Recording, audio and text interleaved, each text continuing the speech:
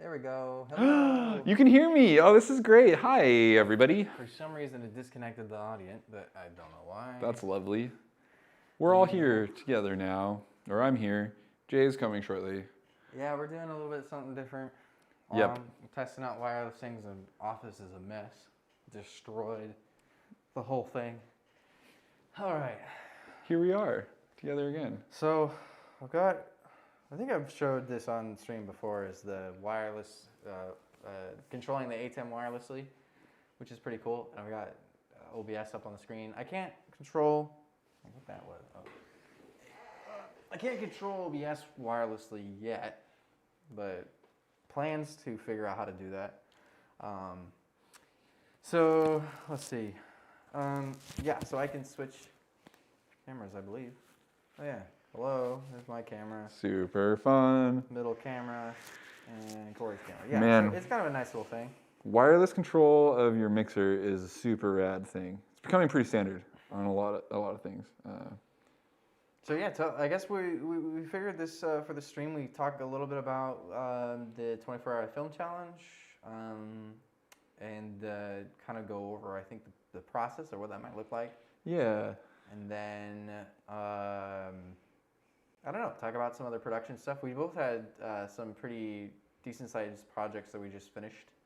So I guess we can maybe talk about those and what that was, the production on those was like. Yeah, extracurricular.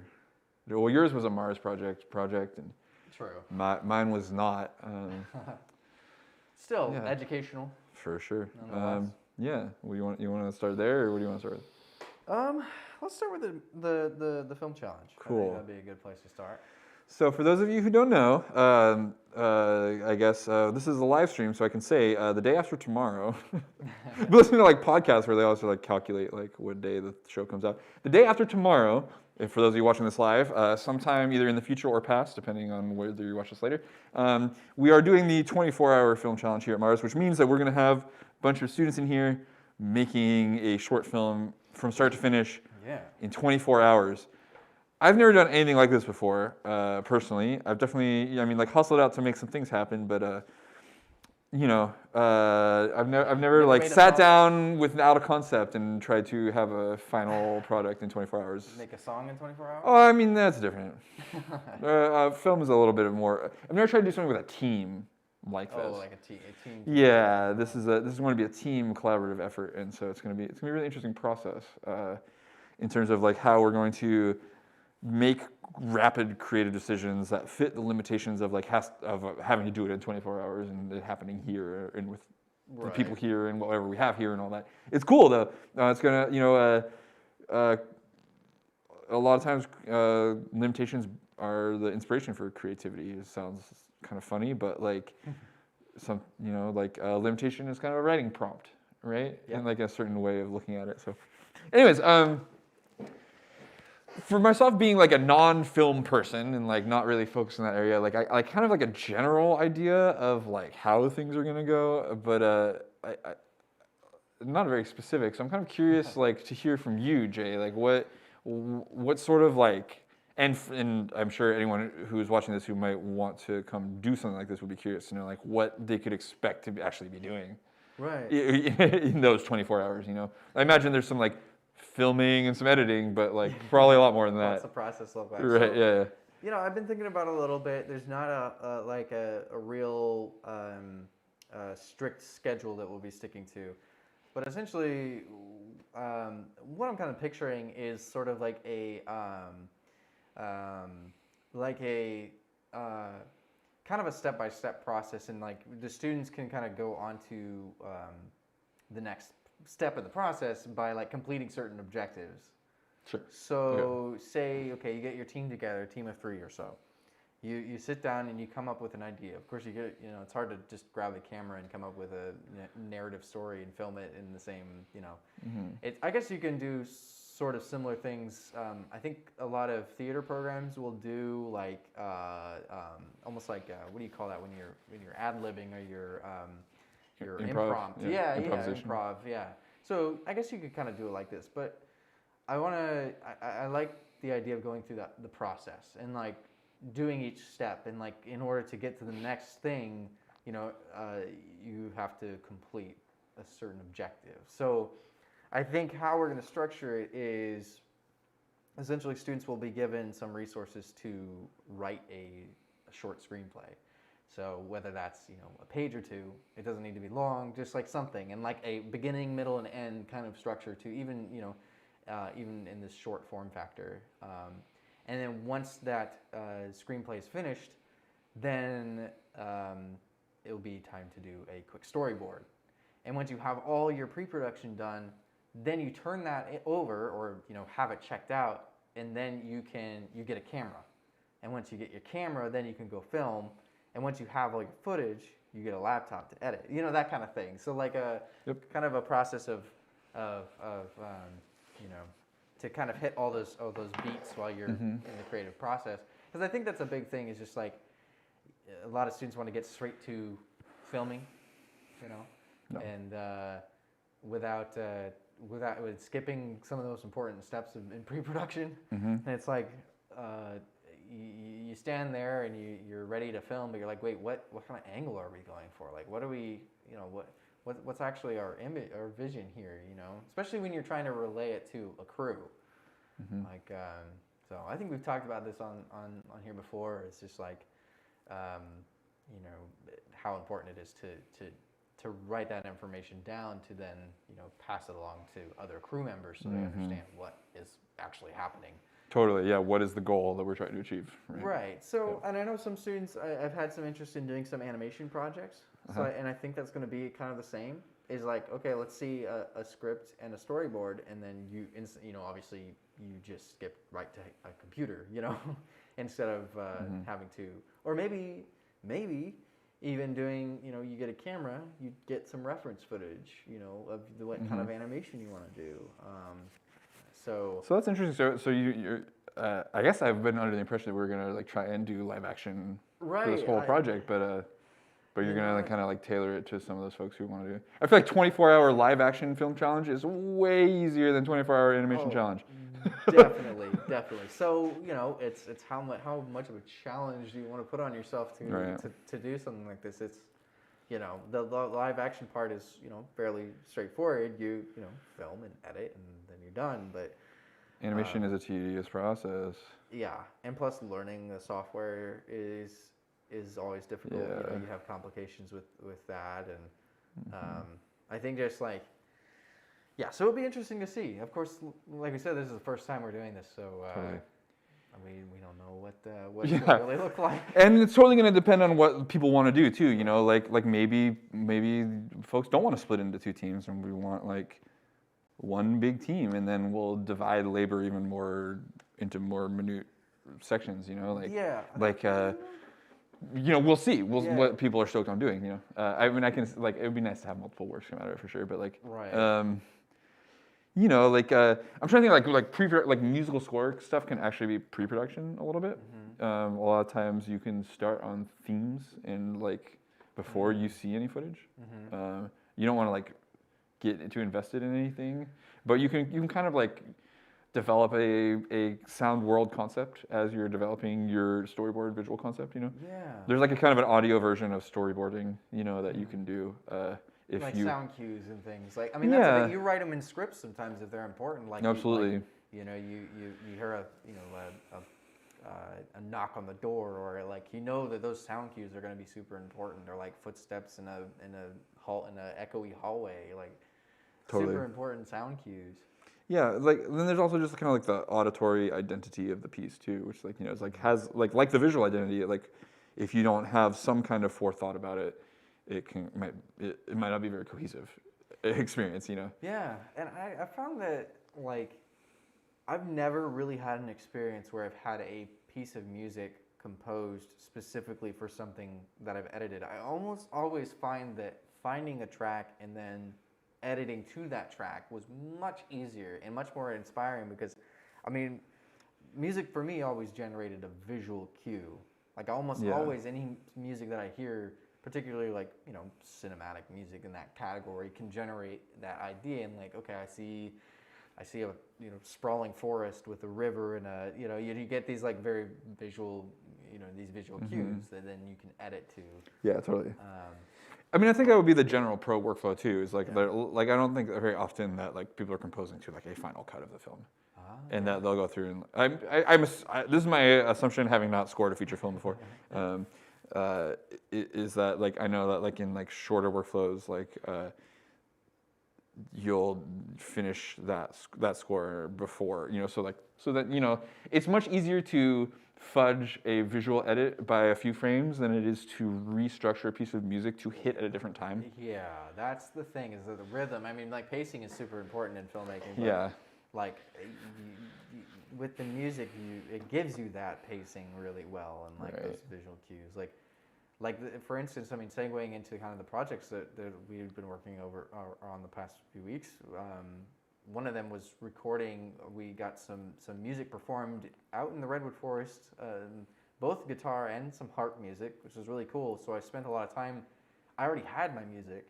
I was editing to the music cues when it would transition and show certain shots. Like if our harp player played a really, she was doing a bunch of medleys. Yeah. So like she would transition from tune to tune. Exactly. So like during those transitions, or during like the beginning or end of a song, the camera would pan up into the looking up into the redwood trees, and like you kind of can use those cues to like in like they complement each other a lot. So like it's almost like a totally crazy thing for me to think of, like trying to edit something without having the music, honestly. Yeah. So, but it's also kind of crazy, like maybe trying to like score a film that doesn't exist. Like that seems even crazier to me. Like whoa, like how do you do that? But you just do it, Like it's you just kind of do it, and you come up. So like what I wouldn't say is like, hey y'all, like go like bring me a 7-minute score for your 7-minute film, But I'd be like, hey, like what kind of do you want a score? At all? What kind of a score? Do you want an orchestral score, or like a modern cinematic score, or like something different, like indie flick, just like mixtape kind of style soundtrack? Like there's all sorts. This thing that we're doing, this piece that they're coming up with, doesn't have to have original music at all if they don't want to. You know what I mean? But I do know that I have a few people who will be interested in making some. Yeah. It could be a combination of all. Scoring can be just simple as like some like chords that like get looped in certain places, or like a couple notes here and there to add some tension. It doesn't have to be a full orchestra at all times. The particular genre, like horror films, very much benefit from a like very well done composition of music to go along with it, because it's very much on the sound that is the scary part.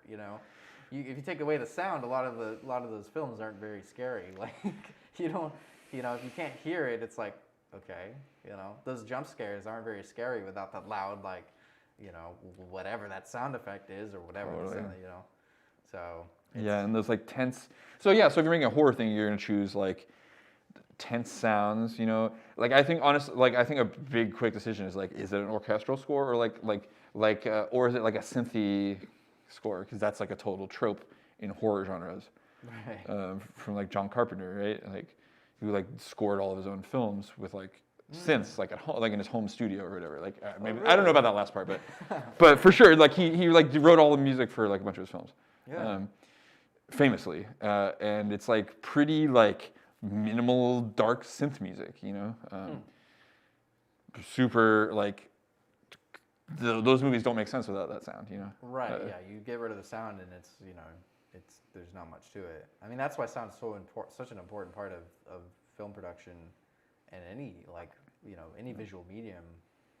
Like I was watching the other day actually, an artist that was doing some Blender like visualizations and stuff, and his like sound design was just like amazing. And like I watch a lot of videos on people doing animation stuff in Blender, and he's one of the very few that like does just a brilliant job with his like sound effects for his. I mean, he'll make physics animations and stuff. So like he'll have a ball that's like crashing through a bunch of blocks and just spraying it everywhere, but he adds the sound effects, and that's like normally you and go they sound good. Yeah, and they sound really good, and it like adds so much to it. I mean, they're impressive to begin with, but when you add like this soundscape to this physics like simulation. It's crazy how much it like brings it to life. And you're like, whoa, that looks, it feels like it's real almost, but you know, it's a computer animation. So people who just consume audiovisual media and don't make it rarely. I mean, you can like mute the TV or whatever, or mute your video and see it without sound, but you don't. I feel like it's not the same as like experiencing the thing without sound and then experiencing the thing with sound and how transformative that is. You know, like, I mean, you can approximate it by just like watch something on mute. yeah. And see how it how it makes you feel, because it probably doesn't make you feel nearly as much. You know, No. we are auditory beings, despite being so visually oriented. It's really interesting because like I mean there was a whole era where we had silent films, but all the silent films were accompanied with orchestras or some kind of sound to go along with it. Like it was rare that you ever walked into a theater, which was the only place you could really watch moving pictures, that you wouldn't get a full like orchestra also playing along and doing the sound effects and doing everything else along with that silent picture. So, if you watch silent films now, a lot of times they've added in the music that went along with it. So you wouldn't really find, unless you have an old projector that doesn't have sound, you wouldn't find that music. It's just kind of interesting that we call them silent films, but then there's always sound effects still. There's always a music playing with it, but that was all separate from the actual production. I mean, I guess it was part of the production, but it was a separate like entity at the time. It hadn't been combined. Right. Into one, Yeah. like, it's like part of like the awkward transition from theater to film, right? Right. Yeah. You know, because the orchestra pit, the Foley pit, was all still there. Just like you replaced the actors and the scenery with like film stuff. Exactly. Super interesting. Yeah. Okay. So circling back to like the nuts and bolts stuff. So I'm thinking like we're gonna have these like different. There might be like different genres, but like I think a lot of the filming is gonna happen in this building, right? Like that's like the concept. Yeah. So I think we're gonna like it'll be. I'm really curious to see what people do with that restriction. But I feel like horror is a cheap trick. I'm not I don't mean in that bad way. It's like you can make any place scary with the lights off. You know what I mean? Whereas like we can't make this building look a lot like a diner or a this or that. It's not gonna look like a home or anything but a weird. Office. It's a weird office. It's so like what kind of scenes can you make happen in a weird office where you're mostly filming in the evening or in the dark? Because during our 24 hours of this challenge, we're gonna have 8 hours of daylight or something. It's not gonna be much, if that. Because if we start at noon, so. Oh right, yeah, and it's gonna get broken up, right? So we start in the middle of the daylight. Yeah, we start in the middle. It's gonna be mostly dark. So they have to get creative. And it can be. I'm thinking. Drama pieces is fine, and that's pretty easy to do. Like just a scene where people are sitting. Two people sitting at a table, and just like, that sort of. Just dialogue back and forth can be really powerful if it's well written, and I feel like that's more of a challenge almost than doing an action scene or something. Obviously, it depends on your budget and your like skill level when it comes to stunts, but like writing really good dialogue is very difficult. Oh, yeah. So. That's a real challenge too. So it'll be interesting to see the variety of. That's why I like the idea of doing teams, because then everybody would do something different. Smaller teams. Right. Yeah. But then of course everybody can help out on other productions and stuff. Totally. So we'll see what happens. It is going to be interesting. I don't think we'll have as many people as I had originally expected. So I think it will still be a fairly good sized group. I think we're probably expecting about 10 or so. Awesome. So, like 2 5-person teams. So like that's like this, that's still two, yeah. Like 2 people on camera, like 2 to 3 people on camera, and then like a video and sound person. Like. I think it's gonna be cool. I'm pretty excited. I'm stoked about it too. It'll be fun to like create a bunch of stuff fast. We'll have to figure out how to do a music one, like a 24-hour album or something. Yeah. I had so like the idea that I like sort of was expressing earlier, which I can share with you all, is like there's this thing that occurs like in the pop music world, or like pop, like I should say the popular music world, because it's a thing in rock music, but it's like mostly like pop music in the kind of music where it's like not like a band putting out a product, but like a singer partnering with a producer, teaming. It's like these kind of team effort kind of productions, like your like Lady Gaga albums, your Adele, that kind of stuff. So like people who like the way that people start those projects is they begin often in these writing camps or writing retreats, where like people who have had some success in the industry typically are gathered together by whoever, like a record label or someone who has some vested interest in owning whatever they produce, and they get together in these kind of like weekend retreats where they just like I've heard it described like as like, I mean, I've never been to one, so who knows. But the way I've heard people describe it is that they're like they'll rent like a house or a space or something like that, and just like have a bunch of people there, and they'll just like all like just pair off and like team up and just start hashing stuff out. People playing keyboards, banging on guitars, singing top lines, and just trying to like generate as many ideas as they can.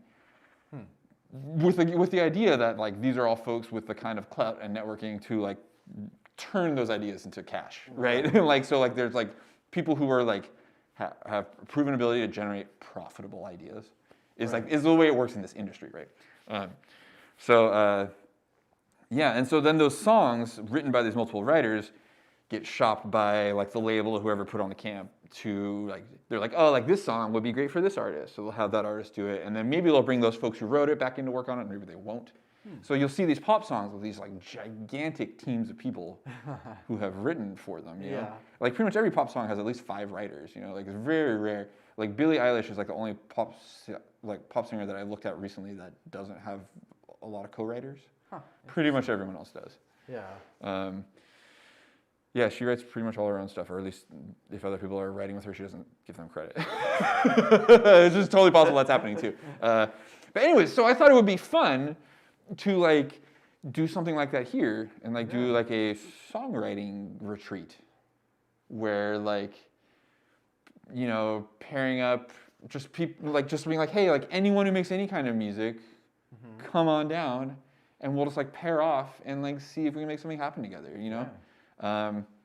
so that, like producers bring your beats and like rappers come on down and just see how you get on together. You're a singer and you have an idea for a song, you need someone to like come up with an arrangement, like, well, here, I'll play guitar and like we'll like try and flesh out some chords for your arrangement real quick, I think it'd be super cool, get the couple of different recordings studio spaces in here up and running and like rolling, like that'd be really cool. Yeah, I think it'd be really interesting and a way to like have kind of a fun event that could generate a bunch of creative ideas quickly, and like get people in this kind of like collaborative like speed dating kind of environment, which I think is cool. Like, it's easy to not collaborate with people.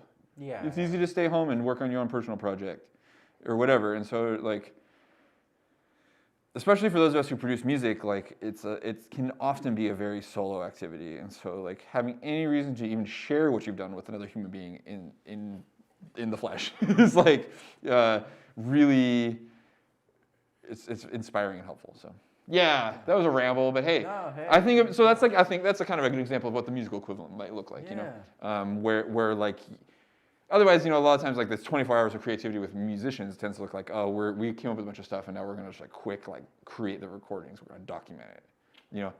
I've definitely like recorded albums in like 48 hours or whatever. Like I've definitely done that. 24 and I did one in 24 hours once. Oh. Not mixed. Well, tracked. And probably, I don't think the dude spent very much time mixing it. Written, recorded, and mastered put on Spotify. Not written. Yeah, so they were all written, right? Oh, so like okay. record. Things take time. Yeah. But that's like an hour of material, right? So like, if we're trying to generate one song, I think that's actually, so we could do that too, like the song challenge. Oh yeah. The Show song up, challenge. like just exactly like this 24-hour song challenge. Yeah. Divide into teams, and end with a finished recorded song. That'd be really cool. I think you could even do it in less than 24 hours. You think? Yeah. Like the 12-hour song challenge. Like, no, honestly, because like whatever, like a song is less moving parts than a film. And if you are sufficiently familiar with how songs work, they can happen very quickly. And if you're not, it can take a while. But so tell us about what you did for your project over the past. Right. So yeah. So we both gotten to do some kind of fun, creative stuff, like creative, technical stuff. So the thing that I was doing was I was running live sound at the Arcade Playhouse for their holiday variety show. I hope that it's okay that that's how I phrase that. So it was a new experience for me. I've definitely run live sound before, but it was my first time doing theater, which was interesting. It's a little bit more active than in a lot of ways than doing sound for music live. We haven't really talked about live sound mixing at all, like on this stream, because it's not something I have much occasion to do here. But it's a lot like mixing recorded sound, except the sounds are being made live. So like when you see me operate like the software mixer in Ableton, like that's essentially the same task as like what a live engineer is doing, except hello.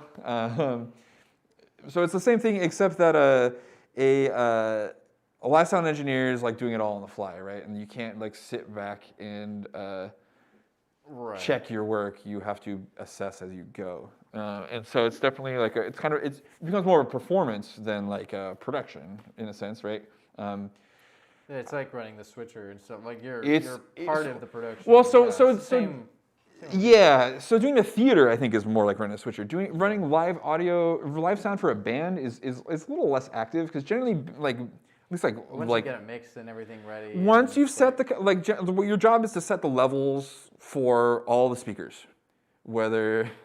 Improv. Yeah, so your job is to set the levels for all the speakers, like whether that's the stage monitors or the mains or whatever, whoever's hearing it. Mm-hmm. So for the thing we were doing, we had 3 monitors on stage that all got a different mix. There was 2 main speakers, and then so that got its own mix for the main speakers, and then a separate mix for streaming and radio. So 5 different mixes for 5 different output sources. I never realized is that there was another. Like until recently, that there's another speaker on stage that points back at the musicians. Yeah. I never for the longest time I didn't know that was a thing. I'm like, well, obviously you want to play the sound out that way, not like back at you. But I guess you got to hear what you're doing. You really do, and it is crazy how directional PA speakers are. Oh. It's like. If you spend most of your time on the receiving end of them, you don't have any reason to question how directional they are. But if you have the occasion to walk around to the back, you'll notice they don't sound the same. Right. And so in like a musical situation where like hearing yourself is the entire thing, the stage monitors at this show were actually louder than the house speakers. Really? Yeah. I was shocked at how loud they wanted those monitors. Even in a theater production that have monitor, huh? Yeah, 1 in the front for everyone. Yeah, so like if you imagine we're viewing the stage here, like if I'm in the audience looking at the stage, so right in the front is like the where all the action's happening, right? Like everyone's stepping up to be in the center, and the spotlight is there. So there's a floor monitor right there, kind of like the front of the stage, just like to kind of catch the whole thing. And then there were 2 for the band. So there was 1 like kind of like mostly for the drums, but angled for like drums and piano and bass.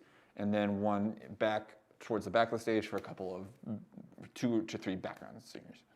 Oh, interesting. So like what goes in those monitors is not the same mix as the house, right? It's just whatever people need in that speaker. So like the front one for those singers, like they got themselves, and they got like a little bit of piano. And that doesn't feed back in through. Oh yes, it does. So yeah. It totally does. Okay, like I was gonna say, like why would I point a speaker back? It's like if we had these going and it was just us coming through this and like it would just echo back. Well, it's like imagine if like the monitor's like on the floor pointed at you this way. So the beauty of the, I wish I had a 58 on me right now. The beauty of the 58 is that being a cardioid mic, it rejects sound from the rear. So as long as your mic is, as long as the business end of your mic is pointed at yourself and the other end is pointed at your monitors, that is optimal. Okay. So like that's why people like those mics. That's why they're useful. The cardioid microphones for a live situation. Yeah. I have the Beta 58, which is hypercardioid and has like a little bump of pickup at the back because of its tighter hypercardioid pattern. And that one you actually have to like, you can't point the back straight at the monitor. You have to angle it off of it a little bit. You have to be smart about it. Wow. Because you'll like generate a bunch of feedback. It's like, you can get that mic way louder, and it's like, I like it a lot better, but you have to be way smarter about how you operate it. Yeah. So it's just a whole thing. Yeah, so audio engineering is a whole weird world of wizardry. I would imagine, yeah. You got to know stuff about like your polar patterns of your microphones, how sensitive they are. Anyways, so like you set them all up and you make sure that they come in at a level that people can hear what they need to hear that does not generate feedback. So what you can do about the feedback is EQ it better, right? So you might be able to like notch, like maybe like there's a frequency that wants to ring a little earlier than the other ones. So you just cut that one out. And then you can do that all with that mixer too. Oh my god, that thing is super powerful. Yeah, so I was using this thing, if I had my laptop here, I'd pull it up on the screen for you, but I was using, the Arcade Playhouse has this very common digital mixer. If you ever learn how to operate a digital mixer, you'll probably learn how to operate this one. It's called the X32, made by Behringer. One of the only Behringer products that I think may be worth owning. They are notoriously, well, no, they can. I don't know. Yeah, no, Behringer, questionable business practices, famously put out a really anti-Semitic cartoon mocking a synth reviewer. We'll talk about it later. I have issues with that company, but they, aside from making cheap knockoffs of existing products, they make this really nice digital mixer that is super intuitive and just does literally anything you could possibly, big oof, right? Does anything you could possibly want it to do. It's a really cool, powerful tool. Has all, like any audio effect you'd want, just like crazy amounts of, more routing options than I would even know what to do with. So like the live sound thing is about getting your mix and getting your levels all just right and stuff. But then theater has the added complications that things switch a lot. So like, if you're doing sound for bands, you might do like, there might be like, if it's just one band, you kind of set your mix. Right. And then you're kind of mostly chilling. I'm not saying that like someone doing live sound isn't working, but like once you kind of set the levels and got everything working, like the hard part of the job is generally over. Okay. And you're kind of like adjusting as you go. Right. But like it's the hard part is setting up and getting it right. Right. But then once you introduce like multiple bands, then you have a changeover, and when things change on stage, you might like mics need to move around, levels change. Even even if it's like, even if they use all the same equipment and just like say you have a 4-piece band, and then those 4 people walk off and 4 other people walk on and grab the same gear, you're gonna need a different mix because they're different people playing different music. It's just a different thing. If you're, like usually you don't need to change the mix from like song to song, but sometimes that can happen, especially if the styles are radically different or whatever. So the thing that's different about live theater is that, especially this kind of variety show format, is that every 5 minutes is something different. Oh man. So it becomes a lot more like working the switcher. Except instead of like watching people. Except instead of like camera 1, camera 2, or camera 3, I have 20 channels of audio, and I might be using 16 of them at once. Oh man. And so, at least only one camera is usually active at a time, unless you're doing split camera stuff. Yeah. So like this show, the main thing that's challenging about it is the lav mic. So we have 4 wireless mics on the 4 main actors, and they go on and off stage, and sometimes pick up a handheld mic instead. So, right? Don't give me. I mean, whatever. It makes perfect. That's why you have rehearsals and like. And this is why we had rehearsals. I went to we rehearsed it 3 nights before we did any of it, and I needed all 3 of those rehearsals, and I still made some mistakes, as one does. So you just got to get creative with hiding your mistakes. I mean, there's not much you can do when someone is speaking and the mic is off, and then the mic comes on. It's very clear. Yeah, when that happens. It's embarrassing. It's okay. You learn. It happens. It does happen. I've done it Every on- show I've you've ever been messed to has had like. I've messed up on live TV before, and it's like. I have a really painful memory of playing a festival in Ireland to a crowd of like 2,000 people. Oh yeah.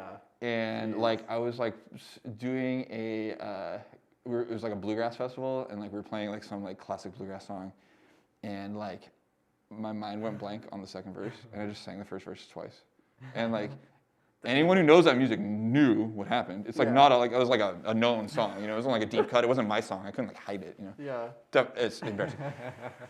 Even worse though is like when it's your job to do sound and the actor starts speaking and they're not amplified, and then all you can do is unmute them, which is a binary thing. So they're either off or they're on and audible, and that's very clear. Anyways, so the lav mics, when they go off stage, you got to mute them.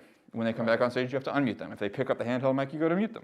If they get louder when they, if it's a sung part instead of speaking, you got to bring the fader up, and then remember to bring it back down after they walk off stage and you've muted them when they come back on and talk again. One of the lavs got passed to a different actor, and so like halfway through the show, so the level changed. Oh, jeez. I don't know. Yeah, it's fun though. Like this is what's cool about it, because like it's a really active role. So it's like running the video switcher, but with 21 channels of audio that I had to manage. 20 incoming channels and one reverb channel. That's a lot. Yeah, it was really cool though. It's honestly not that bad. So the mixer makes it really cool because it lets you do these things called mute groups. So like. You can have it all set up, ready to go. So they have these 6 physical buttons that mute and unmute any group of tracks that you want. So like you can time it. You can just hit like that mutes that group, and then. I had a kill the band button. Yeah. So like anytime I probably should have had a kill all the labs button too, but it didn't really have that. You know, I didn't want to go too crazy setting up mute groups while I was trying to actually do a mix. Right. But the real challenge of that is that like you're in the room, but you're not like in the seats where everyone else is. You know, and so like. Like, especially in the playhouse, like I'm way behind everyone. Yeah, you were like, I saw where it was set up. So I got complaints. Like, kind of underneath the totally, yeah. Underneath the seating, like in the back corner. Yeah, I'm definitely like in the back of the room at that venue. And so like, got some complaints the first night that it was a little loud. Because which makes perfect sense. Back there, yeah. Yeah, because I'm not accustomed to. I can't hear it back here. I'm not accustomed to mixing in that venue, and like, totally. So you make adjustments, and you just slowly, incrementally get better at it. But it was cool. It was a really great learning experience, and I'm like super stoked. Yeah, very grateful for Dave and Jackie and everyone at the Playhouse for having me over there. It was such a great experience, and I'm just like really grateful for any opportunity to learn new skills on the job. Like it's so cool. Yeah, we appreciate you guys so much. My gosh. We're hoping to do more collaboration in the future. Absolutely. Sure. Yeah. And I'm really like now I really want to get one of those mixers in here and teach students here how to use it because it really is the future of mixing audio. Every single person I know who does that here professionally now uses a digital board. Yeah. Analog mixing boards are over, except for recording, and people who can't afford a digital board, I guess. But it really is the future, and I want my students to experience that. So, looking forward to that. Elementary drama classes. Yeah. You guys had a mixing board and a digital mixer in elementary drama classes? Man, I wish I had that. That's pretty exciting. It's pretty. I forget who. Like maybe it was Dave remarked to me. He was like, "Man, it's just crazy how much technology it takes to like do even just like this like low key community theater performance." It's such a small space. It almost seems like you could just like shout or do some opera. You know. You could. But like it's definitely better having. And plus, you got the stream. I think the main part is you're filming it too. Yeah. Live stream. That's a big part. Like obviously you can't not. Honestly, the main thing is the songs. If it's all dialogue, you can project and you could probably get away with it. But there's like a full band, like drums, bass, piano, like so at times like drums is always gonna be like way too loud and like you got Okay. Drums are loud. Piano is kind of loud. So if you just like got a group together and didn't have any kind of PA or any kind of thing, like all acoustic band, like you could still. Yeah, my acoustic band's just rehearsed acoustic. Yeah. Yeah. 2 of my 3 bands are acoustic. Yeah, no amps or anything, just like. Generally, oh my God, no, I cannot, Lily. Sorry, I apologize. Maybe I'll regale you with some operatic singing. On Saturday. Yeah. Something to look forward to. I'm not going to embarrass myself on the stream with that. But yeah. So if you're playing acoustic, so I have like I play in 3 different bands. Like one's like a rock band, like fully electric and stuff. Right. But then like one's like old time string band, and the other's like kind of like acoustic folk and jazz and stuff. And Because I'd be interested to see like how like modern, like what you do. I mean, obviously it's the same way that people have done it hundreds of years when it comes to like performing full acoustic without any kind of like amps or anything like that. yeah, I mean, there's a spectrum for sure of like what we do, and it kind of ranges like like honestly like from the situation to situation. You want to know like how we amplify ourselves? Sure. So like at practice we just don't generally. Okay. We just hang out. We sit in a circle. Yeah, and play and Just play and sing and just whatever. It's like you can hear each other just fine. Right. You know, it's just when you get to like when you start to get distance from things, like it's hard to make voices carry over loud instruments. You know, like I play banjo in those bands, and like it's just the stupidest, loudest instrument. It's The banjo is? the like resonator, like bluegrass style banjo. It's so stupid loud. It's really hard to play that instrument quietly. So so we'll get together in a circle and do it, and then so like if we're trying to perform, like we can perform fully acoustic, you know. You kind of like you open up the circle and do like kind of like a semicircle or whatever. That becomes a little challenging for the folks on the wings to hear each other sometimes, you know. In a larger band, in a trio like with Lindsay and Alex and me, where it's like bass and guitar and banjo or whatever. It's like he's in the middle, and we can kind of like triangle up and kind of like stay in that kind of it still feels kind of like a circle, even if it's open on one side, right? But like the 5-piece band, totally different thing. Like they're like dudes on the outside are like pretty far from each other. Right. So in a situation where it's not too loud and we don't need to be too loud, we'll often just bring like a little like guitar amp, like something like that size of that, like or like the size of this little table or something. Yeah. Just like a little like single speaker that we can like put up a single microphone. So we get like a condenser mic, like the NT1. I have like the NT2A is what I have for that. Yeah. Or like I don't know, any large diaphragm condenser works good. Pretty much. Some are better than others. Lindsay has a KSM 27. Matt uses the AT 4040. There's a whole bunch of them out there. Yeah. They'll all do the same thing pretty much. You want like a cardioid condenser, right? So you don't want an omni thing. I don't want to pick up stuff from over there. Right. The I want it crowd to, or whatever. yeah, but so like a cardioid pattern, which picking up stuff in like a big heart, like semicircle, it's Right. perfect for the band, right? There they are. Boom. Okay. Why did I stand up? I don't know. So we'll like put that in the middle and kind of like form our semicircle around that, and then you can kind of like lean in to sing or like lean out or whatever. Okay. And that's super easy to run yourself just in an amp. You just put the amp like, the key is you have the mic here, and then you put the amp on the other side, pointed the other way. Right. No monitors in that situation, because those mics are too sensitive. That's like the bare minimum, kind of like if you. I honestly, you can do that setup on any size stage. Like I honestly love that. That's my preferred way to play that kind of music. It sounds the most correct that way. Yeah. Like through a single microphone, especially bluegrass. But like any kind of acoustic music, I really like doing the single mic thing.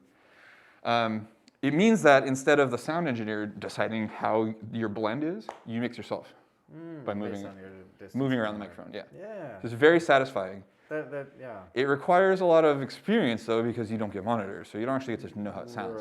Right. So you have to trust your judgment of the mains and trust your awareness of microphone technique. Yeah. And the crowd response, and everybody's like. Well, yeah, exactly. I mean, like People if might tell you, like, oh, I couldn't hear the banjo.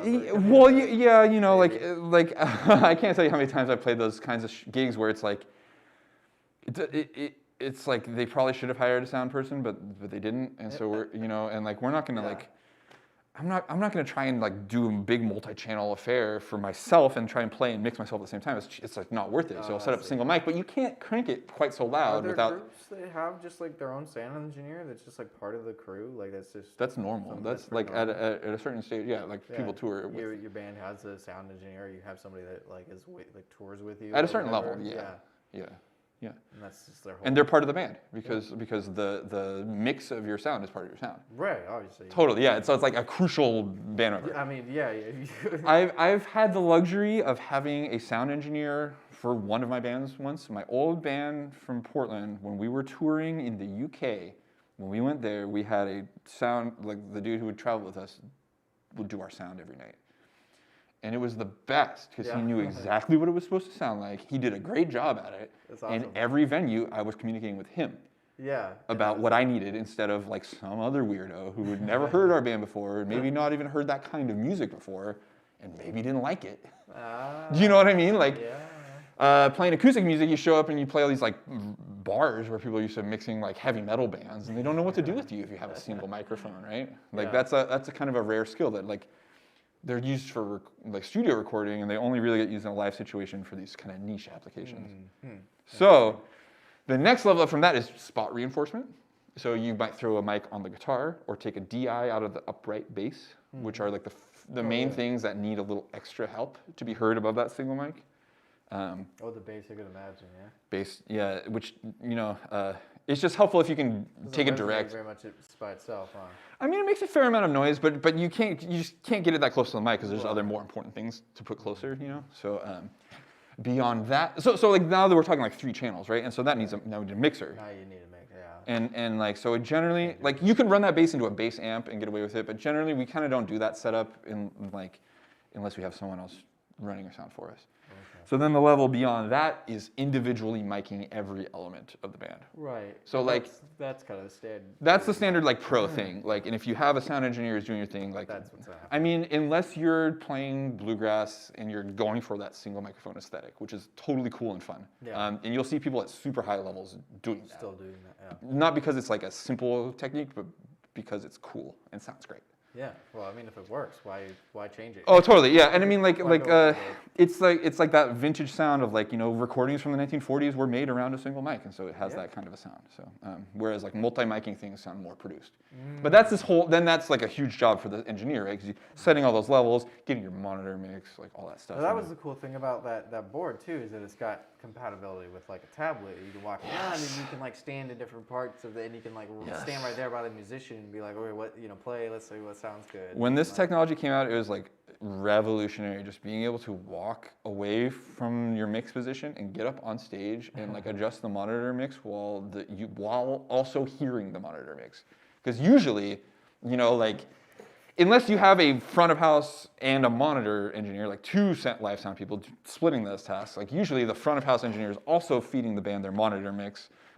And they never actually hear the monitor mix, except maybe they can check it on headphones, but like it's not what the monitor actually sounds like on stage, So they're just relying on feedback from the band to be like, oh, the monitors are fine, or they're not, And then halfway through the show, they're like, okay, sure, turn it up. Like, I can't hear myself. There's a lot of that, yeah. Yeah, the main kind of communication that goes on between the band, and if you ever see the band communicating with the sound engineer, it's about the monitor mix. Yeah. Pretty much, yeah. Because like on stage, you don't know what the mains sound like. You don't really have an opinion about that. Right, yeah. You can only hear what's going on. Totally, yeah. It's just about what you need to hear on stage. So again, like it's a dedicated job, like a separate engineer doing the monitor mix in a more actually I don't know if that's maybe going away now that the in-ear monitoring with like, there's all these cool systems for like wireless monitoring now. So oh, interesting. So like, I wonder if it's cheaper or more expensive. It's so expensive. Is it pretty expensive? Crazy per channel expensive. Huh. So they're just like wireless headsets, right? Or wireless like earbuds or things? Yeah. Dual, like full, I've always found IEMs, they call them, right? Like the intercom system that we have used in the past to like talk to each other on a film shoot is like super nice to have, like wireless intercom communication, but they're so outrageously priced for something that seems simple. It's like a walkie-talkie. You think it's pretty simple. It's like, okay, go buy a $20 walkie-talkie. But then these headsets are, almost they're pretty pricey. I think they go for a set of maybe 3 or 4 of them, it's like $800 for Yeah, and it's an earpiece and a mic. Like it's not like unknown technology that's The IEMs can get they go just like you can spend that much on just the earbuds. Wow. Like I mean like with audio, like playback stuff, like speakers, headphones, like cameras. Yeah. You can spend $100. You can spend $1,000. You can spend $100,000. Yeah. You know what I mean? Like you can get different stuff, but like the pro in-ear monitoring systems are really expensive, but the capabilities are super cool. So like your question about feedback on stage, that's gone. Yeah. Gone, right? No feedback. I mean, If you manage to generate feedback in your IEMs, you probably have worse problems. You know, you're probably going taking a trip to the audiologist or whatever. Yeah, so like no feedback, and then they have these little hardware boxes. There's all kinds of them. Pack, yeah. So I mean, there's the transmitter packs, but there's also these ones that like you might clips like your mic stand. No. So you can adjust your own mix. Let's see, hear it as well as you. So you can do so like if you need more, you just turn it up. So is it and you don't have to ask somebody for it. Is it wireless between that little pack and your headset, essentially? So I mean, I'm sure there's different, yes. There's no physical connection between you and anything else. Right. So the cable, I'm assuming, goes to the pack that's on your mic stand, and then the pack transmits to your earpiece, and then you can just control right there. And it might be that the receiver is somewhere off stage, like on a rack, and that this unit also communicates with the rack either wirelessly or over a network. Okay. We've been talking a lot about this networked audio stuff, network audio and video, which is also the future of connections, like digital mixers are the future of mixing, right? Like it's just amazing what exists out there what you can send over Ethernet cables. It's mind blowing to me. It's insane. That you don't think much of a Cat5 cable. Like you might have a pile of them in a big like tote box somewhere, and they just sit there. But they're insanely they can send so much data, and a lot of them can send power too. So you can not only send your 4K 60 FPS video signal with audio. I don't know what bit rate of audio, but I'm assuming decent. Anything and huge numbers of channels. Yeah. Like 200 channels one cable, of high resolution. Yeah. So you can power your device, all this stuff over one cable, and it's insane. Like right now, these little tiny cameras we're using have two cables coming out of them, one for power and one for the HDMI. And the HDMI cables can they only recommend you max them out at 25 feet, and that's going both ways. Like if you're trying to only go one way, I think 50 feet is them. You can get longer ones, but they just get progressively so expensive. But you could get a 100-foot Cat 6 or Cat 5 cable for nothing. You probably know someone who has one lying around, maybe. They're everywhere. I've got one going 5 feet in the office. It's just I bought it just for something else, and now I'm using it to run the ATEM connection to the internet. But it's a cable everyone has in their home, which is unlike XLRs or TRS quarter-inch cables. Or even it's just a normal thing. Yeah. But more, it's just pretty wild the ability to just move things around efficiently. Whereas with audio, generally is requires a whole bunch of discrete cabling to separate channel counts out. Or an optical connection, which is pretty efficient, and you can do those over long runs. But those cables are expensive and they're fragile, and you can't step on them or anything. All sorts of stuff like that. Yeah, Cat 5 is just so. Anyways, we're super dorked out about this, with this idea of having this studio being kind of a bigger production facility. Yeah, totally. Those those are component video cables, right? The red, yellow, white. Yeah, totally. Exactly right. So it's 3 cables for left and right audio and component video, right? That all got replaced by one slightly more complicated cable. It's HDMI. It's thinking about you think about the internet. It's okay, you have high speed internet, you have gigabit internet. That's a lot of data. That's a gig of data. Most people, here we have 100 meg internet. So if you times that by 10. And those cables can handle much more. That's per second, right? 100 megabits per second. Megabits per second. Right. So every second you get a gig of data. So it's it's a lot of information. Wait, 100 megabits is a gig? Is that the deal? Or no? Or you mean a gigabit? 1,000 is a gig. So, right. Okay. Yeah. I know there's a thing about bits and bytes, and I always forget about the translating between those two things. Yeah, I think it's about this. I think it's the same. I'm an audio engineer, not like a computer engineer. But 100 megabits is gigabit internet it roughly translates to. Okay, cool. Yeah. Same it breaks down to about the same. So totally.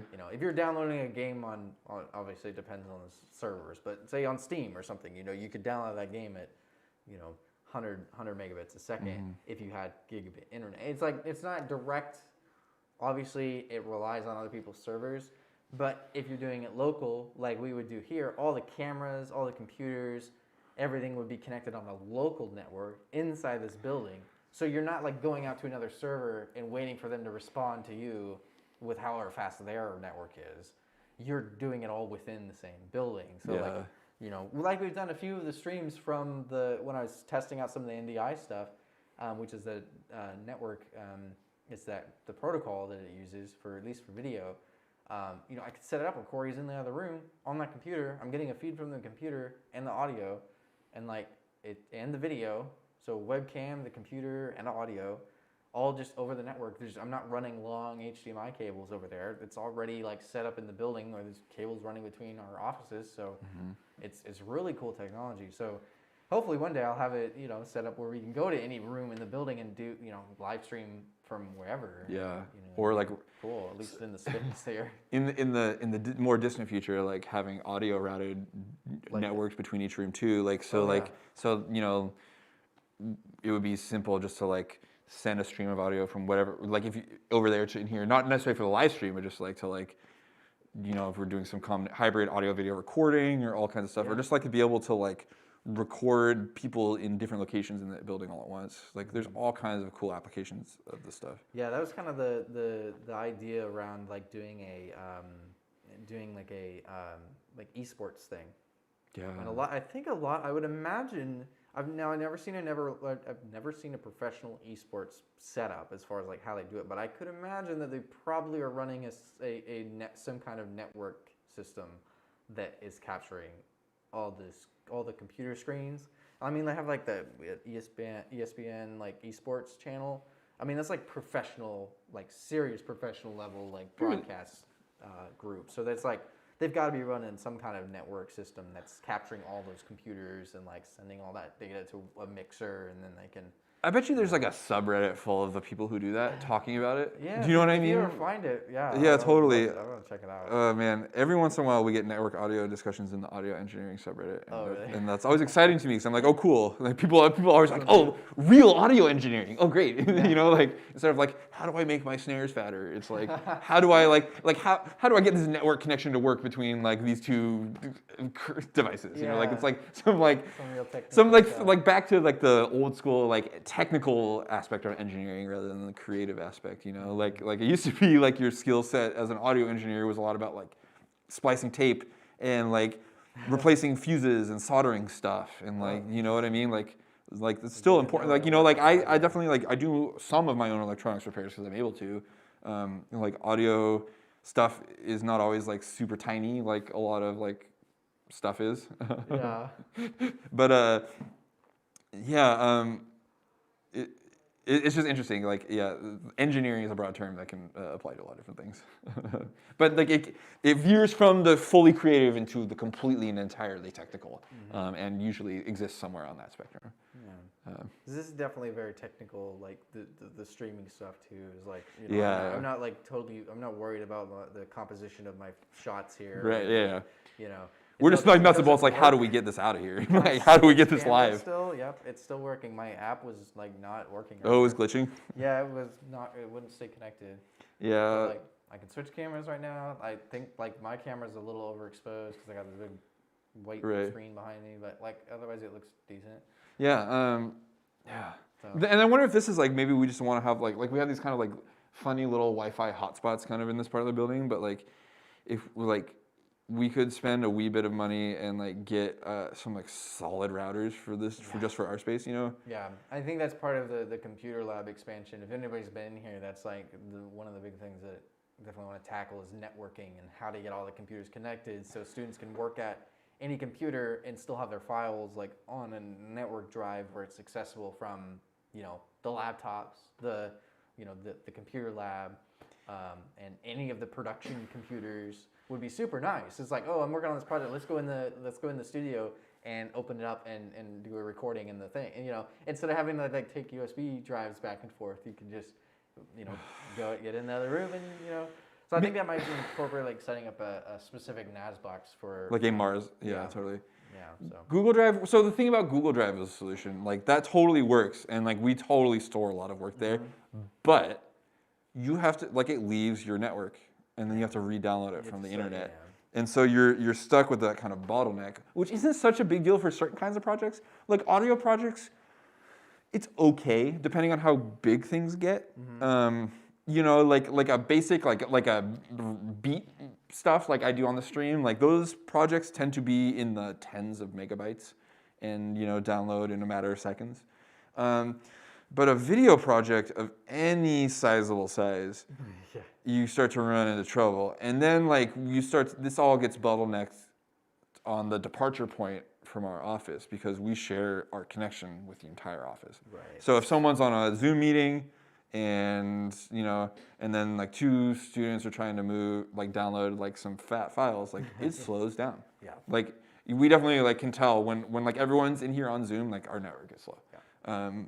And that's a limitation of the like us going out and grabbing that info and bringing it back. Yes. Now, if we stay on our local thing, you know, if we're kind of, you can kind of make islands sort of in your network in the building. Yeah. And that's the way that we're sort of going with this is like, you know, I've got a little, the switcher essentially creates its own little network nestled in another network. So the switcher's getting internet from the main building, but it's also splitting that signal to other computers. So the 2 computers that are in the control room are both on that little switcher. So they can talk to each other super fast because that switcher is a gigabit switcher, unlike the switcher upstairs that's on the main network, which is a 100 megabit switcher because it's older. And that's all we really, I mean, we only have 100 megabit internet, so it's not a big deal. But that one, like I'd love to get the other computers and hopefully all the MARZ computers on that network. It doesn't speed up the actual internet speed, but it speeds up the communication between the other computers. Right, That's the key thing. So yeah, only I guess like the internet speed bottleneck is our ISP and our the connection that we're paying for, and then so like every step in the process, like it's not like audio processing. It's like it's a signal flow thing, right? Yeah. I feel like you don't encounter this so much in like video workflow stuff, but in audio, I mean, like maybe a bit in I think maybe in like modifiers when you're doing 3D stuff. Maybe it's like this thing affects this thing affects this thing affects this thing kind of thing. Exactly. Yeah, modifiers are a great example. Like you have to like certain order, like and the order matters, and like you can like bottleneck the process by messing up one of them. It's like you're not going to put your armature deform modifier before your mirror modifier. Otherwise, then you're heavens no. Yeah, no, don't do that. Can you imagine? Yeah, you don't want to control only half of your character. What's the deal with that? Yeah, I don't know what that means. You could do the same jar. You could tell me the one that you don't want to put before. I mean, like if you put anything after your limiter, you're really screwing yourself up. You know, yeah, like just anything, just period. End of sentence. Anything but meters after your limiter, and you're defeated the purpose of using a limiter. Yeah. Like anything that you can break, like how can you break it? Like if you put any modifiers, like stack them, like is there any ones that will just be like? Well, okay, so that like won't work or like. It just messes it up completely. If you I mean, it's pretty easy to. One of the few ways that you can like really truly mess up audio is to clip your master output, which is what happens if you add an effect after your limiter. Okay. So yeah, that's the breaking point. Yeah, it's when you introduce that, when you clip your master output of audio, like I'm coming close to doing when I speak up here, you're introducing, you're clipping in the digital domain, which means you are introducing distortion in your playback system, but not in the actual file. So. Like, you know, if you recorded a recording of distorted guitar, it sounds like distorted no matter where you play it back. If you just record a clean recording of guitar that clips, it'll sound distorted wherever it plays back, but it'll sound different based on whatever thing is distorting. Oh. It'll distort your speakers instead of being a recording of distortion. That's a weird distinction, but yeah. Huh. So basically, it results in very inconsistent translation from system to system. That's something I'm still really working on in my editing world is just like getting audio levels consistent. Levels are super hard. Yeah. Especially when people are talking and it's like they speak up and then you have to like where do you clip it at? I had that issue in this previous production. It was just like I had one part where they were talking where I was getting comments in the Zoom webinar. They were like, "Oh, it's too quiet. Turn it up." I'm like, I'm like maxed out on everything. It's the way I mixed it. Like I can't go back and at this point I can't go back and render it out. I have to like find some way to boost it in OBS, which I figured out. But like OBS, once you drive the slider over, you have to like go into the filters and change them and like push it further. You can't really do it. You only have so much control, like in post, like when you're doing playback stuff like that. Like I was playing back some pre-recorded media that had problems also when I was doing the theater production, and so like I was throwing a bunch of EQ on it, like on the mixer, like doing all kinds of level stuff, like just trying to get it a little better, because there's like like a video, just like a quick little video skit in like a living room, and the sound, I don't think they gave too much thought to the sound of it, which is pretty common. So we spend, as audio people, spend a lot of time wishing video people spent more time with their audio. So to your problem though, I mean, it's so much to think about, right? Like I can't imagine trying to do a video side of things while I'm trying to make sounds, like that's just too much. I don't know, like this is why we have creative partners and like teams, exactly. Like this is why stuff happens. So to your problem though, I think there is a solution for sure. And that's to maybe, do you ever use any sort of like loudness metering when you're? DaVinci Resolve does have loudness metering. Yeah, it is an option in there. So there is like, there are, I should say, multiple standards for dialogue for broadcast, different broadcast media, and it might be, maybe the solution is to like sort of look into, just as like, just to see where you are in the ballpark, Yeah. And then like, into the issue of things getting too loud and then too quiet, or the course of the thing, like it's like that's the mixing part, really. I feel like a lot of it is like I get it to sound good enough, and then it's one of those things that like it's super important, but it kind of comes second when somebody's like you're on a time crunch. Of course. So it's like I'm trying to get through. It's like, oh, this is really loud. I'll turn it down a little bit and then come back to it. And then you're not gonna go in there. An hour-long thing, and it's like totally. You don't have time to go clip gain. Like the real pro thing to do would be to go and automate or just like clip gain, or there's a bunch of ways to approach it. You just go and turn it up and down. Yeah, You literally just turn it up and down. There's no secret. There's no trick. There's no magic plug. I mean, there are secrets and tricks and magic plugins, but the real pro thing to do with dialogue, with sung vocals, really any recording, is you go through and you make it, like if the volumes are inconsistent, you make it consistent with a gain control. Before you compress it. So you can compress things. So the compressor is like the quick and simple solution, right? So like a compressor sort of acts like the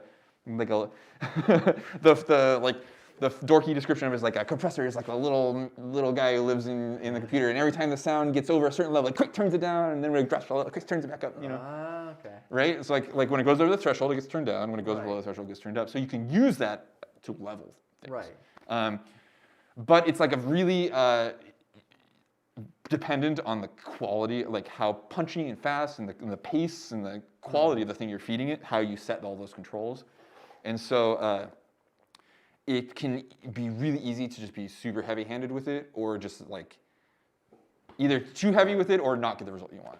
Yeah. But there might be, like, and we should look at this, like there's probably a gentle setting that you can probably throw on most dialogue and probably get a reasonably decent result. There's usually like a soft setting that you can Oh, really soft. So compressor, like the main things with a compressor, right, is like the threshold, like how loud it gets before it starts compressing, and then the ratios, like how compressed it gets, right? And so like thinking about like a really gentle ratio, like 2 or less, and like super gentle, and then you can bring the threshold a lot lower, and then like the result is kind of a more gentle shaping rather than like jagged quick starts, because it's not doing so much gain reduction that it's like pulling it down super hard. So like something like that might, I'll have to look into it. It's definitely something I want to spend more time like figuring out a good workflow for DaVinci, because every program is different. Like I kind of had another workflow with Premiere, but DaVinci has some other options. I haven't quite found what I really like to do yet. I've tried like doing a limiter, like as much as I can. I try to go in and actually like change the volume on stuff, but it takes time. You gotta like keyframes in and like turn this. Oh, it's a mess. Down. It should be someone else's job. Ideally, I mean, that's if not 2 other people's job, like depending on how big the production gets, like these things get micro handed out, like maybe like my buddy Walter, who had, like I've talked about him, like my old friend who used to play in that band that I toured with, like works as like a Foley engineer and doing all sorts of stuff for like Disney and stuff in LA. That's awesome. Yeah, he worked on like the Clone Wars show and stuff like that. Yeah, but and also Jaws. He's been in the industry a long time. Wow, yeah. Yeah, but those happened a little bit apart. no kidding. But a lot of his career was like dialogue editing. Yeah, that's what I find the hardest. Like I music's believe. one thing. It's like you turn it up or down. It's what it is. But like when because it's already been mixed. I'm putting it in after it's done. It's not like I'm not really recording the music very often. I mean, I guess I am, but like a lot of times I keep it at like a more consistent level because I don't, that it sounds okay and and like musicians are conscious of their levels. they're playing, yeah. And if you're singing, it's not like you're speaking. Like your volume is a part of the performance. And I mean, like not like obviously like speech. Like I'm getting louder when I'm trying to emphasize stuff and whatnot. Like, you can see the meter. Yeah, I'm usually getting stuff that's already been mixed a lot of times. Oh right, yeah. Oh, like, music if with I the take music. out of a board, if I take out of a board, it's like they've already mixed it, and I just had a direct feed out of the board. And that's what I recorded. So it's already been like I can't do a whole lot. I mean, I can EQ and I can raise level and I can kind of bring in some more room tone and stuff. Really, we should do a stream sometime about what you can do now. What you can't? What's that? Like all that fun stuff that you can do, like change the balance of things. Like I'll have to. I have some cool tools that I've not demoed yet. I have a clip. I have that performance that I recorded of the Spin Drifters. Oh yeah, that'd be a cool one. Like, dude, we should do that. I've been really excited about a couple, or one in particular new plugin that I got that I think I may have pulled it out in here. Maybe. I can't remember if I did or not. But there's a few tools that I have that do a surprisingly good job of remixing a stereo like track, like what we call like a 2-track stereo mix of a song, where you can actually go in and turn the vocals up or down, or like adjust the level of the bass, like how punchy it is, or like turn the drums up or down. It needs some, it could use some love, and I did what I could. It's like a slider. It's so simple. It's crazy. Wow. I'll show you. Yeah, we should do that as next, That'd be cool. I guess when we're back from the break, unless we're gonna try and do something next Thursday. Yeah, well, I guess I think we'll both be gone for the next 2 weeks. Taking our year break here. Totally. We're hitting our. So next week would have been the year anniversary of our live stream. Oh my gosh! So this is the end of our first season. Yeah, season 1. Holy smokes! The MARZ live stream. This is amazing. Maybe I'll make some new graphics for season 2. Yeah. Save it for season 2. Do another run of Instagram and Facebook posts. Totally. We got to start editing some of these down to bite-sized pieces, guys. We need an intern. Yeah. We need an intern really bad. I think that's kind of the next step. I've been watching some like how to build your YouTube channel videos. Step 1. Yeah. Get an intern. Yeah. We got to start monetizing some of these videos. You have to get to 1,000 subscribers. So we're at 114. We're like, it's a pretty constant, like, once a week we get a new subscriber. So sweet. So it's gonna take us a few years. Once a week, and we have 890 some subscribers to go. Yep. 52 weeks in a year. Oh no. So I look forward to monetizing these videos around 2040. This will be super cool. Oh man. Yeah. Or if you tell your friends about the MARZ project, YouTube, subscribe, share. We got to start doing like Instagram Reels, and Facebook now has YouTube now has a Shorts thing too. Everybody, but I think like the thing is like make them on TikTok or make them on Instagram and then share them to each of the different ones, But I feel like you can I don't know how people do it now with how you monetize on TikTok, but I guess it's a thing. We'll have to get Louie in here to tell us about TikTok. Oh yeah, we need the insider's opinion.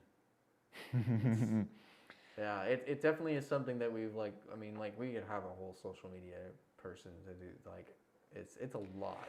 There's a reason why companies have social media people, and that's like their sole job is to deal with social media stuff. So much work.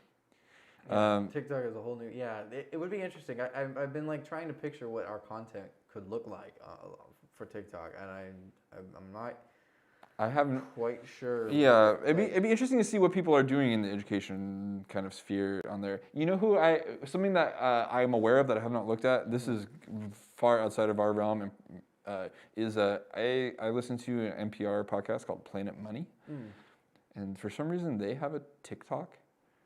I don't know what it looks like, but they're like a finance podcast. So there's like tips and tricks to certain things. I don't need, like it's like picture educational. but It's not like how to do. It's not like personal finance, like how to do this. It's just about financial concepts. You know, they'll do like shows on this subject or that sort, like a show about inflation or like a show about like what is like like what's a cryptocurrency about or whatever this or that. You know, so it'd be interesting to look at what find some like examples of. Can we dance? Not personally, not well. We need to get that Just Dance in here or something. Maybe that totally. would motivate us to do some. I will say though that dancing is a pretty it's kind of an essential skill for playing music. Actually, I'm coming to terms with this that if you want to play music, you should probably learn to move to it. Do you know what I mean? Like I'm being very real about this. Like music's about feeling, and it's feeling it in your body. And like like it really is like, and so like moving around to a beat is like it's not just like for fun. It's like actually kind of important. I think it's really healthy for you physically and mentally and emotionally, and then also like if you want to understand music, we got to bring back you MARZ feel it in dance your body. parties. It was totally a thing for a long time. MARZ dance parties, and we could totally have those again. A whole poster with all the different years of the. If anyone was stoked enough to help push that along, it would happen again. Like we just need like 3 people who are stoked on it happening, and we'll do it. Or really, we need 1 person who's stoked on it happening, other than 2 of us, and we'll do it. Everybody's tired of hearing of our ideas. I'm honestly tired of my own ideas. I'm ready to execute other people's ideas, but I have DJ equipment. I'm ready to teach people how to do that. I'm ready to throw dance parties. It'd be super fun. Yeah. I'll DJ the first one. There we go. We gotta go do a cool trailer for it, like the reboot, the old footage. I wonder if there's old footage around, but there probably is. We can see if Angel has any. Yeah, I know he's got some weird old footage. Just do a returns, Very cool. I always dance while I DJ. I was dancing. I actually got I got a I wouldn't call it a compliment, but I got comments after the theater show of like someone was like, "You're so entertaining to watch," and I was like, "I'm in the back of the room. You're supposed to be looking up front." But they're playing songs and I'm trying to focus. Yeah.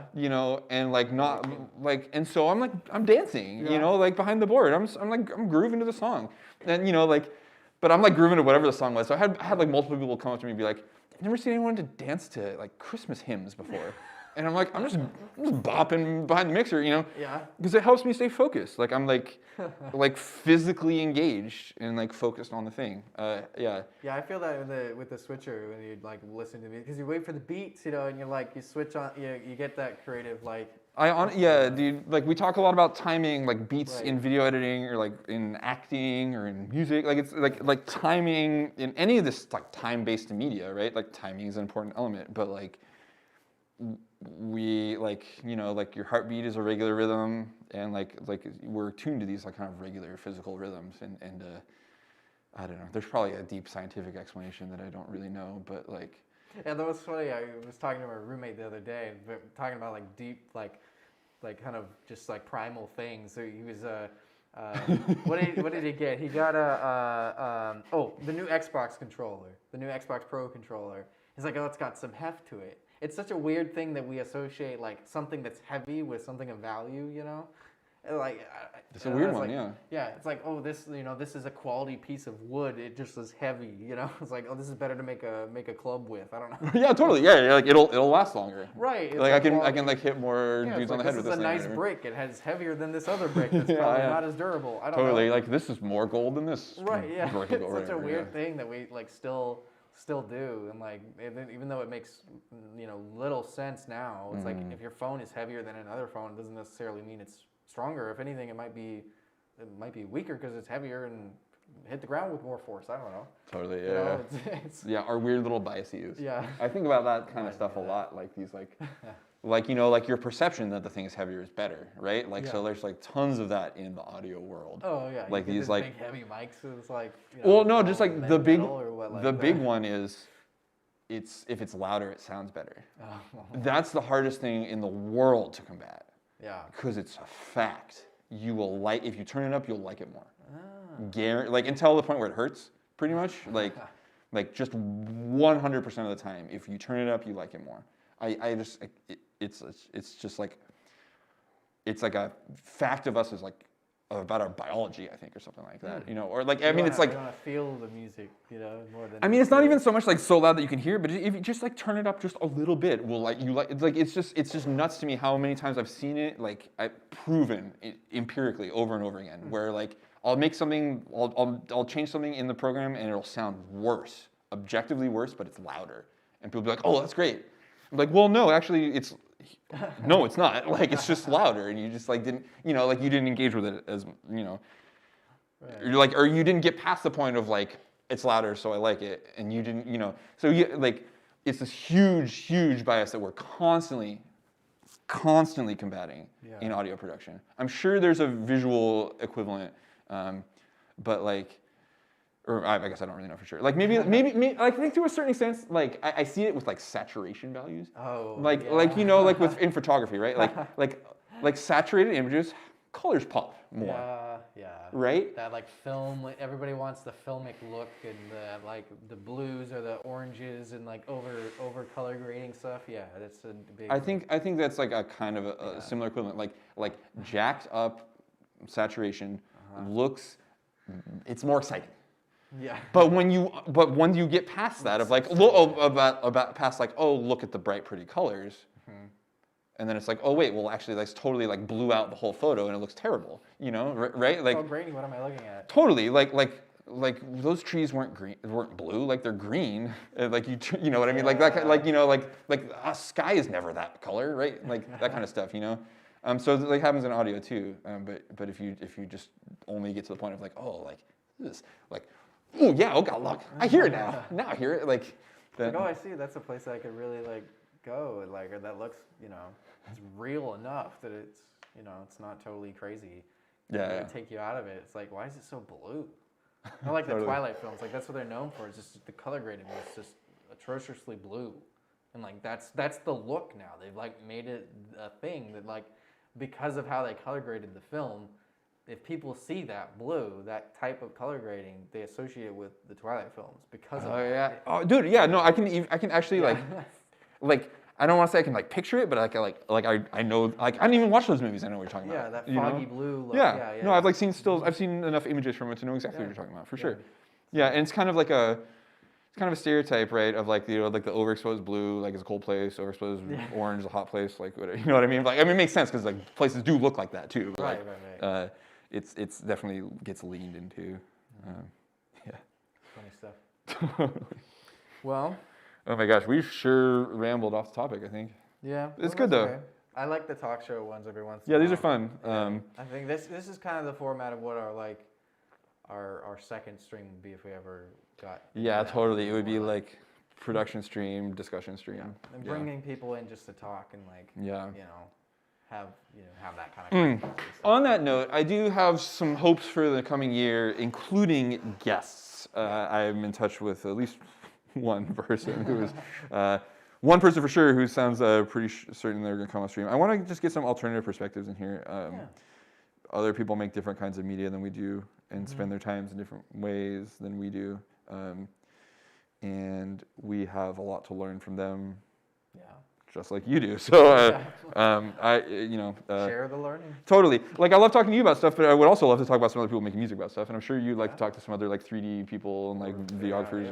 If they're here, if they're around. Oh, they totally are. They're absolutely are. Yeah. We just gotta round them up. So yeah, those of you watching this in the future, I guess, and then also Lily, if you know if there's anyone in the like creative person in the community that you'd be curious to see on our stream, let us know. I guess you can't chat us if you're watching this later, but You can still leave a comment. Yeah, leave us a comment or DM us or something. Be super happy to know what y'all would like to hear more about. Yeah, it'd be cool. We definitely could use, and I think with more collaborations going on, we'll get more people part of it and talk about stuff that they do in the community, and I would love to get just other youth that are interested in this stuff talking about what they're interested in. We'll get Louis on. Yeah, he said he would do it. So we'll we'll look forward to that. My student Louis, who probably our most famous student. He's definitely the most famous person that I personally know around here, I think. Well, I don't know. Actually, I don't know about that. I don't know about that. I feel like there is a stardom though. There. Yeah.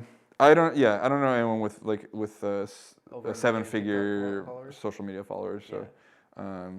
anyways, I think that warrants Louis is doing well for warrants himself on TikTok, and I think it'd be cool to have a discussion with him about life as a content creator. Yeah. In 2022, it will be. Yeah, because it's a whole different world. Like my experience is like playing in bands and doing like kind of traditional gigging kind of stuff, and like your work is also kind of fairly traditional gigs, like events. Not so much like on set as much as just Yeah, but like Louis' thing and like the thing of like a TikTok person, is like you're doing a lot of like DIY content creation and like in like a non-studio setting, and it's like a different mentality, and it's a different kind of work that you have to do. So like I would love to learn more about it. Y'all will love to learn more about it too, even if you don't know. Yeah. I'm interested in the concept of a Vocaloid themed stream, Lily. I think that sounds kind of fun. It's a really interesting tool. I have to see if maybe I could like. I'm not sure that I'm gonna buy a copy of it to do on this stream. But if I bet we could demo it. Sure, they probably have a demo. Yeah. I think that would be cool. Like, it would be cool. I think it's a neat tool that most people don't even know exists. Yeah, it's been really fun learning about it from you. I'd love to pass it along. So, yeah. File that one away for sure. Yeah. Yeah, I definitely want to mess around with it. Make some more funny talking for our animations or something. Yeah. Oh, cool. Perfect. Yeah. Yeah, just generate some like vocal chops and stuff, Yeah. Neat. Fun ideas. Well, sweet. Thanks for hanging out with us, everyone. Yep, and we will be here this weekend, all weekend.